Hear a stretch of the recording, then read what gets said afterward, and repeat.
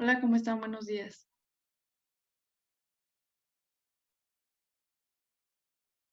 El día de hoy concluimos con el temario. Ya estamos en el fin de semestre y continuamos con macromoléculas sintéticas. En la clase pasada, hasta la clase pasada vimos macromoléculas naturales o biomoléculas. Y recuerden que vimos por ahí carbohidratos, lípidos, proteínas y ácidos nucleicos. Esas son macromoléculas naturales. Pero hay otras macromoléculas que son sintéticas. Entonces vamos a ver cómo es que estas se originan y para qué se utilizan.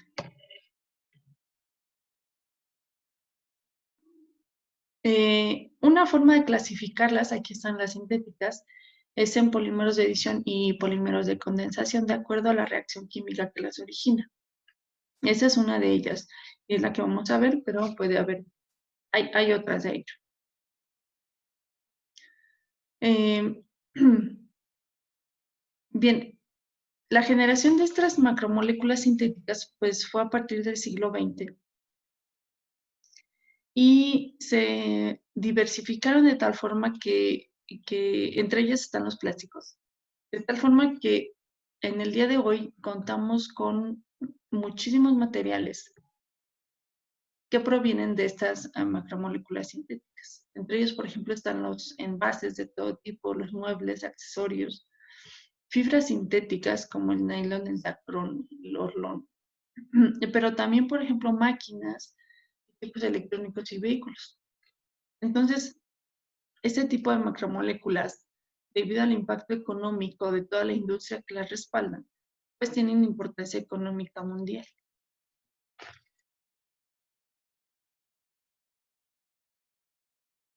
Bien, entonces les comentaba yo su clasificación que vamos a ver es en polímeros de adición y polímeros de condensación. Se les llama polímeros porque están hechos de muchos monómeros. Entonces, la mayoría de polímeros de adición provienen de la síntesis de alquenos. Recuerden que los alquenos ya los vimos, son unos derivados del petróleo. Y entonces aquí tenemos, por ejemplo, al eteno, al propeno, al cloroeteno, al tetrafluoroeteno, por ejemplo. Entonces, estos polímeros de adición se originan porque los monómeros, donde está el doble enlace, este es un monómero, el cloruro de vinilo, que tiene un doble enlace, reacciona para agregar más monómeros. Esto quiere decir que el doble enlace se rompe y en ese lugar se unen otros monómeros. Se representa de esta manera porque N significa el número de unidades monoméricas que conforman a todo el polímero. Por eso se llaman polímeros. Entonces, por ejemplo, el cloruro de vinilo forma policloruro de vinilo. Este sería el nombre del polímero a partir del monómero. Y pues tenemos bastantes polímeros de adición de uso frecuente, por ejemplo, el polietileno, que seguramente han escuchado, el polipropileno, poliestireno, policloruro de vinilo y así. Esta es su unidad de repetición. Eso quiere decir que este es el monómero y el que se va repitiendo hasta alcanzar, como decía en la otra diapositiva, cientos o miles de unidades. ¿En dónde podemos ver este tipo de polímeros? Por ejemplo, el polietileno lo podemos ver en la elaboración de bolsas, de papel film, de tapas flexibles, de botellas de champús o de jugos. También, por ejemplo, en tuberías, en pistas de patinaje, en juguetes, en chalecos antibalas. Otro polímero de adición es el cloruro de polivinilo.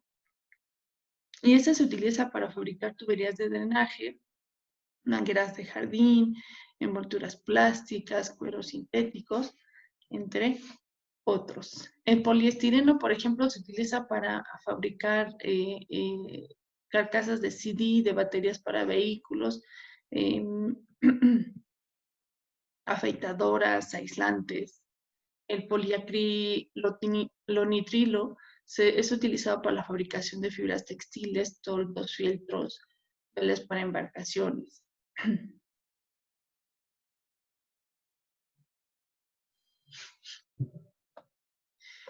Bien, la polimerización se lleva a cabo a través de 3 mecanismos.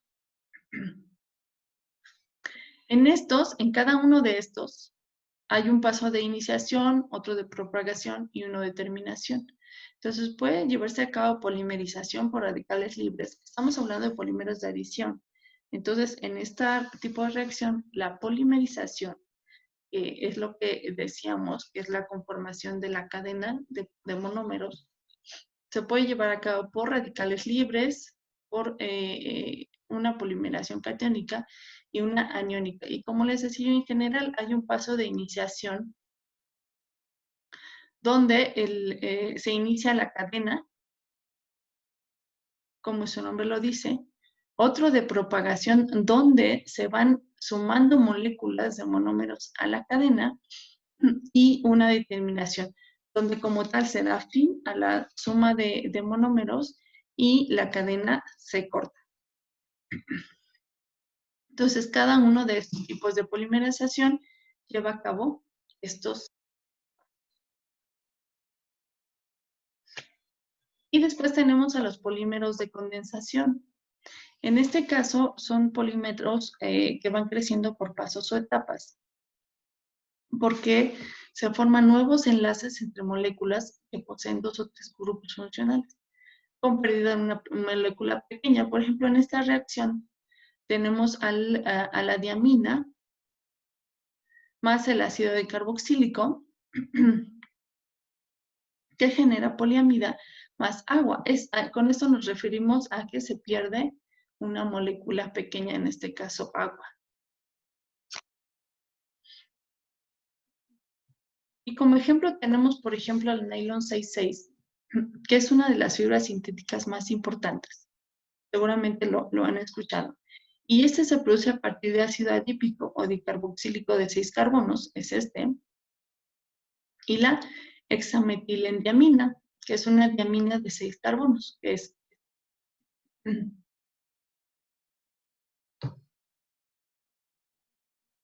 Solamente los vamos a mencionar como tal en general. Tenemos también al PET. Estos ya son ejemplos de polímeros de condensación.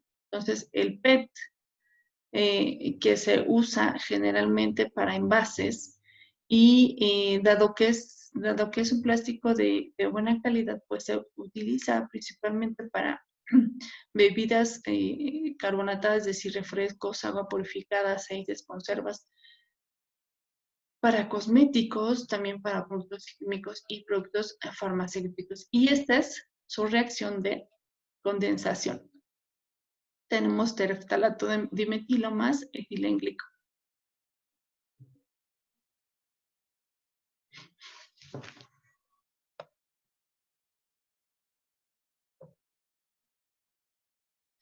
Y este es un tercer ejemplo de un poliuretano. Esta es la forma en que se forman los poliuretanos, la reacción, digamos, general. Y este es un ejemplo del spandex. Esta es la estructura del spandex, o lo que nosotros conocemos también como licra. Este también es un polímero de condensación, es un ejemplo.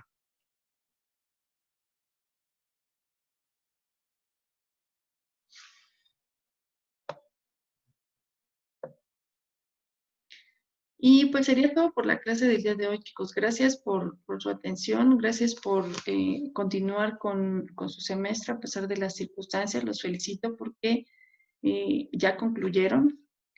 Es un semestre más de su bachillerato. Y pues bueno, como actividad solamente eh, resuelvan por favor su guía de estudios. Si ya la resolvieron, envíenme evidencia. Esa sería, o un avance. Esto sería la evidencia para la evidencia de la clase del día de hoy. Entonces, por favor, envíenme un avance de que ya están resolviendo su guía de estudio. Que tengan un excelente fin de semestre. Todavía nos faltan exámenes, pero bueno, ya son los últimos, ya es su tercer parcial. Entonces todavía pueden mejorar su calificación. Pues no dejen de mandar trabajos, por favor. Cuídense y feliz jueves.